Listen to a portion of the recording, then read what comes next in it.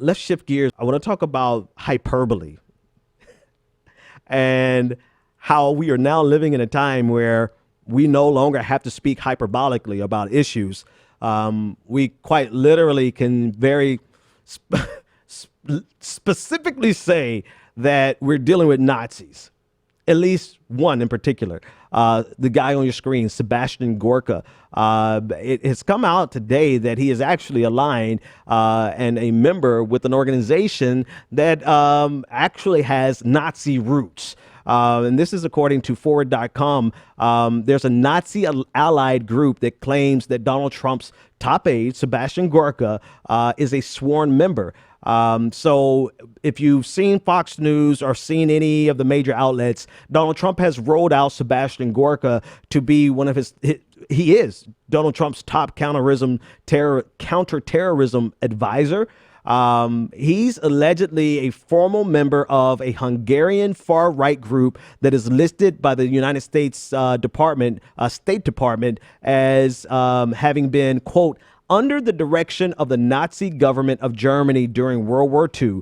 Leaders of the organization have clearly identified that this is who they are. This is their roots. So much so that this organization has been identified by the State Department as being allied with the Nazis. So the organization or the order is known as Vitesse Rind, and I'm sure I massacred that name. It was established as a loyalist group by Admiral Miklos Horthy, who ruled Hungary as a staunch nationalist from 1920 to 1944.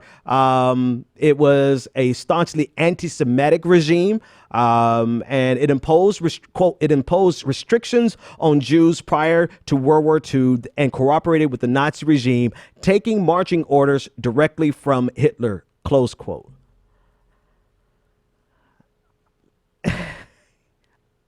I mean,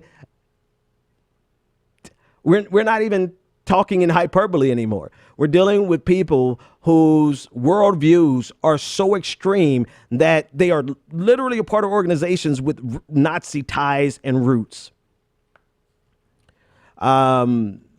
So, I mean, what do you say about this, right? We've been talking about it in the sense of we've been mentioning it in the sense of Nazi overtones, Nazi sympathizers. We talk about it in loose language, almost as hyperbole. But I mean, we're really talking about a guy who's a part of this order that has, like, this is who he is. His membership in the organization could have impacted his immigration status, but he has since he's nationalized as a citizen here in the United States. The group that he allegedly belongs to is a reconstitution, quote, a reconstitution of the original group on the State Department list. Gorka, according to fellow members, belong to this organization, and it upholds all the national and oft-times racial principles of the original group as established by Horthy. And again, Horthy was the founder, who was a staunch nationalist and staunchly anti-Semitic. And so the group, to be clear, before people say, oh, they had their roots in this far right extremism, anti-Semitism, the group has identified that they are still there, right? They are there, and they hold to those values, the same values today as they had originally. There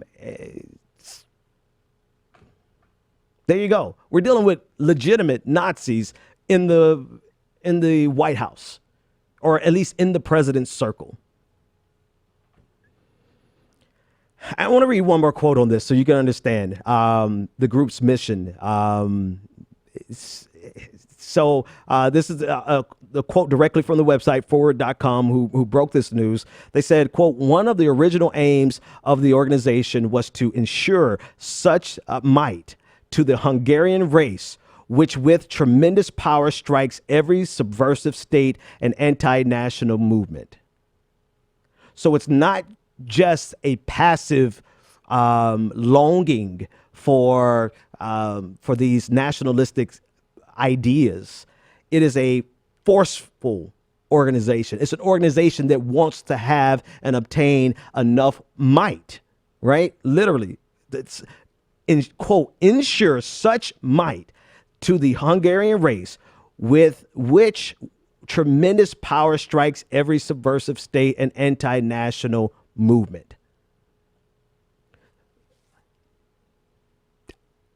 I need to be redundant because as we're not dealing with hyperbole. We're dealing with a group who presently holds on to the original values as set forth by Admiral Miklos Horthy, who started the organization and led it from 1920 to 1944, and started it and based it on nationalistic anti-Semitic principles, allied with Nazis, taking direct orders from Adolf Hitler, right?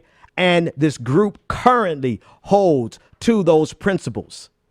And it is not some passive, I don't even know how you can consider this type of Nazism to be passive. But before anyone makes that argument, it's not passive. It is aggressive. It is outward reaching, attempting to obtain enough power to push back against any subversive state and quote anti-national movement. This is the guy who is Donald Trump's lead counterterrorism advisor, who speaks on behalf of the president of the United States day in and day out.